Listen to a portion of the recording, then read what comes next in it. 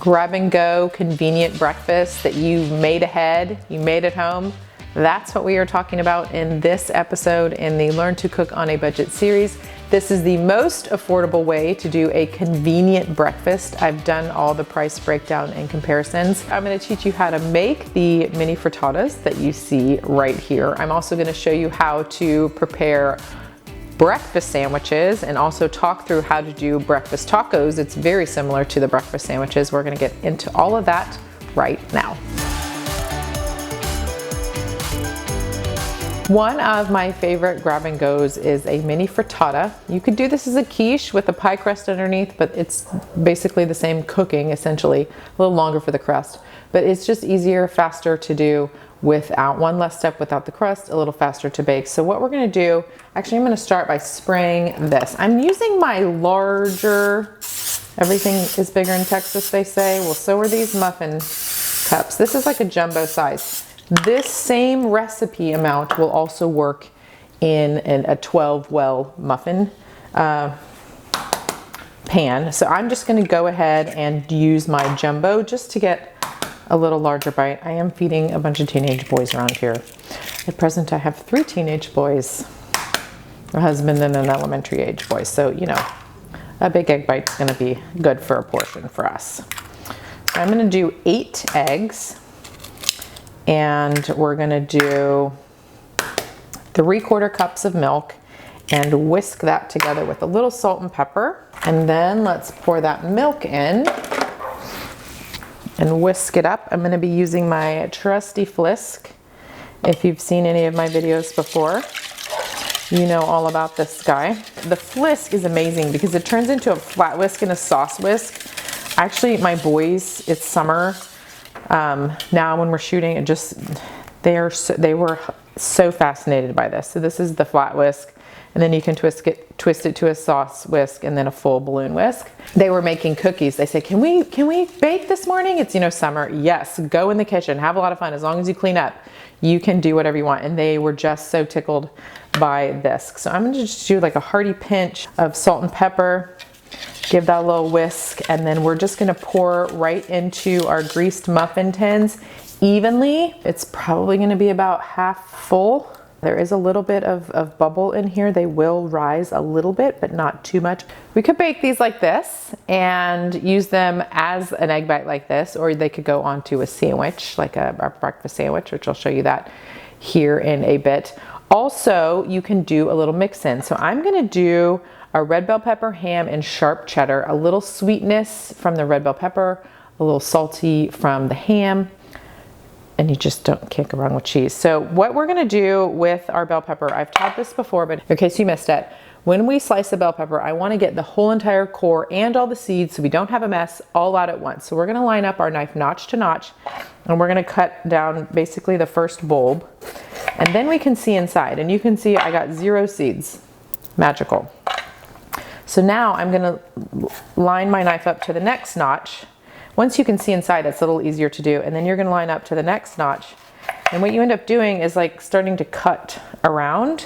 Now you can see, and then I'm not gonna have to peel any of the pith and the white out from there, and I can just cut all the way around, and then I can cut the bottom off. I can make sure that I have all the red from the top. You just basically, and look at that, there's 0 seeds on my cutting board. I've got all the bell pepper that I need. If you compost, set it aside to compost. And now I need to cut down into small bits. I want these to be fairly small because they're gonna be baked into these eggs. So I want them to be sort of itty bitty size, if you will. And then once I get them all cut, then I'm gonna evenly divide them. So 1 bell pepper should be plenty. I actually think it might be a little too much. This was kind of a medium-sized one. A smaller one would be perfect. A large, you might have to have a little bell pepper snack, which I might be doing here shortly. So I'm just gonna thinly slice and then cut down. Some will sink, some will float, some will, let's see. I'm just gonna do, and then I just have here about 3/4 cup or so of ham. Couple slices. Leftover hams is a great way if you have any leftover from the holidays. I always take leftover ham and drop it in the freezer after it's been kind of sliced like this.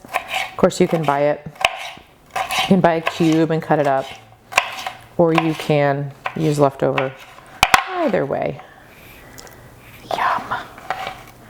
All right, so there's 2 ways to do the cheese also. Sometimes I will add cheese in with the eggs, actually. And other times I just put it on top. So we're just gonna put it on top for today. Cut off the edge if you like. Totally up to you. We're looking for smaller than 1/4 inch pieces, really. We want these to be biteable as well. So fairly thin and small.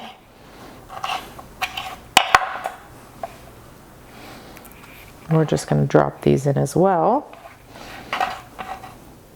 I might use my same spoon and just give it a little swirl to make sure that it's all nicely incorporated.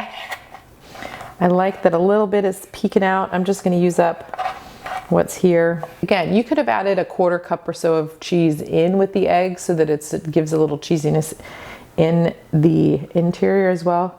But I'm just gonna go like this. We're only baking this for about 10 minutes. So I'm not worried about the cheese, you know, browning or overcooking at all. So I'm just gonna add it right here into the top. And then we are going to bake these at 375. If you're doing it in a regular muffin tin, it's gonna be 8 to 10 minutes to cook through. If you're doing it in a larger one like this, it might take a little bit longer than that.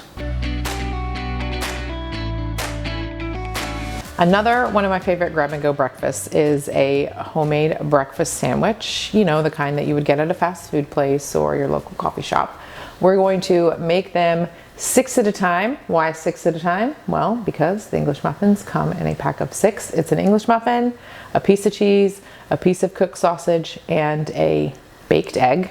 These are very simple to do. All you need to do is grease your muffin tins. I only did 6. I usually actually do these as a batch of 12 with doubled everything, but we're just doing 6 today. Spray the muffin tin, crack the egg in there, a little salt and pepper if you want. You can bake at 375 for 20 minutes or a little longer if you want the yolk to cook a little more. Then let them cool down and everything is ready to assemble. So we are going to do that now. I'm going to show you how I get them ready for the freezer. I'm going to use my skinny spinella. It's just the perfect size for edging these eggs out of here. And then all we have to do is make the sandwich and wrap it into a piece of foil. Really important that you make sure that all of the ingredients have cooled down. The reason to let them cool down is so that you decrease the risk of freezer burn. If you take a warm food, put it into the freezer directly, assembled like this, it will, as it cools down, it will create more of that condensation that will then crystallize, which is freezer burn. So letting everything cool down before you assemble and put it into the freezer will help reduce that risk of freezer burn. So assembly wise, I like my cheese melted onto the bottom. So I'm gonna do cheese and then egg and then sausage. Some people like the cheese melting over the top. It doesn't matter to me how you do it, however you prefer. And then we're just gonna take a piece of foil. Just gonna break them all now real quick. Do a little time lapse. Okay, now that we have all of our foil, all I have to do is just wrap it up so that it's, you know, enclosed, just like this. And then once we have them all wrapped, we are going to transfer them into a plastic baggie. Easy for the kids to help with this kind of thing. Since there's just only a tiny bit of cooking, the eggs essentially bake themselves. The sausage is easy to cook in the skillet. And then you just assemble like such. But you can just see how fast this is, and then you have these 6 grab and go options for breakfast. So I'm going to transfer these 6 sandwiches, they should all fit in here, they're going to be snug, into this baggie. Of course, if you need more baggies, you can. I prefer to add this baggie because it's like a second layer of freezer burn protection. And the sixth one might end up being my lunch today. So we're just gonna seal this up. It's nice having those 2 layers of protection. Again, reduce freezer burn because of the cooling down of everything, and then also by having these 2 layers is really gonna help to keep any extra liquid and water and from crystallizing and forming on here. So these are going into the freezer like this. How to then thaw. So imagine this is frozen. This is completely frozen. So what I'm gonna do is I'm gonna unwrap the foil. I'm gonna reheat this in the microwave. You could absolutely reheat this in an air fryer. You could also reheat it in a conventional oven as well. You're gonna need to have it thaw and then reheat. The microwave for me is just easiest for thawing on, you know, the thaw mode, and then reheat. So what I'm gonna do, there will be a little bit of condensation here. So I'm gonna put a paper towel on the bottom, and then I'm going to drape a paper towel or napkin. I'm gonna loosely wrap it. Let's just say that. That way, any crystals, the paper towel will soak that up so you don't end up with a soggy English muffin, because that's a no thank you and a pass from me. So wrap it like this, and then you can defrost it, thaw it out, and reheat it. If you happen to remember to take it out the night before and it's partially thawed or fully thawed, then just go ahead and reheat it just like this. My other favorite, besides the mini frittatas or quiches, sandwiches like this, is of course breakfast tacos. We eat a lot of those around here. It's essentially the exact same thing that we just did here, except we're gonna be using tortillas, scrambled eggs, some kind of a protein. I usually scramble the protein, whether it's sausage, bacon bits, in with the eggs, a little bit of cheese, so you'll assemble it, tortilla, eggs, cheese, and then you can roll it up. I usually will freeze them just like this with the foil, 2 or 3 tacos at a time. Used to be 2 tacos, now it's more like 3 tacos because teenage boys. So 3 tacos at a time, same thing. Unwrap the foil, put them onto a paper plate like this, drape a paper napkin or paper towel over the top to absorb any of that crystal, thaw, defrost, and reheat in the microwave, and you have yourself a quick breakfast where you don't have to get out the skillet and scramble the eggs and cook the sausage and the bacon. It's much faster and more efficient to do this type of a breakfast in batch. The mini frittatas are ready. They smell fabulous. That red bell pepper is clutch on that one. And the cheese is just melted perfectly into the top. I'm gonna use my skinny spinella again. It's the right shape for loosening these guys up. And then we're just gonna set them over here on the plate, smoking hot, to transfer and cool down. Again, just like the sandwiches and the tacos, we wanna make sure that these are completely cooled before we freeze them to reduce freezer burn risk. We could also let these cool down longer in the muffin tin. And of course, if you're doing 12, then you'll have 12 shorter bites, if you will, mini frittatas. And we're gonna let these cool down before we transfer them into, I would actually probably store these in a tray, because then you can just grab one and then just reheat it on a glass plate. You probably don't even need the paper towels like you would with the sandwiches or the tacos. I think these would just be fine to reheat on a plate just like this. And then you can enjoy with some fruit or whatever you prefer with your breakfast. Another idea besides storing them in the freezer in like a tray is using one of our resealable silicone bags. We love these bags. All you just need to do is just carefully place them in there. Don't crowd them too much. They will expand a tiny bit as they freeze, and then you can then open the bag, grab 1 or 2 or however many you need, and then you have an option for a grab and go breakfast when the resealable bag. We do have these bags available in our store, so go ahead and check that out in the link below. It's grab and go options like this that we can make ahead and freeze that really are going to help smooth out those wrinkly mornings. I know, it's clever. Came up with that even before I had coffee this morning.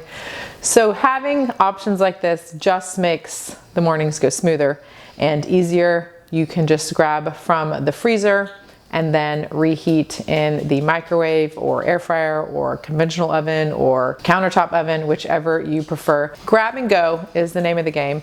Make some of these. The recipes are all in the blog post. That information is right below the video in the caption description somewhere below.